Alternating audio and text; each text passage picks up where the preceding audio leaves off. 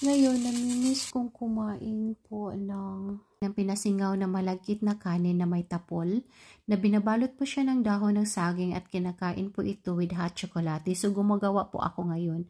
Para lang po siyang kakanin, pero yung pagpo-process lang po ng pagluluto nito is medyo kakaiba.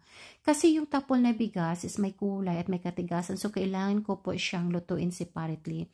At nang maluto na, kailangan din hugasan kasi ayaw ko pong mag-dominate yung kulay niya doon sa puti na bigas. Samantala yung puting bigas naman, binababad ko muna siya ng ilang minuto sa tubig bago ko hinuhugasan ng 3 times.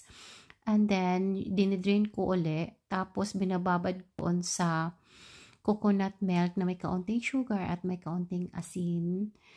Inimix ko together na yung tapol nga rice dyan bago ko isinalang doon sa may sangag. Sangag is yung pagpuproseso ng pagluluto bago isalang doon sa steam.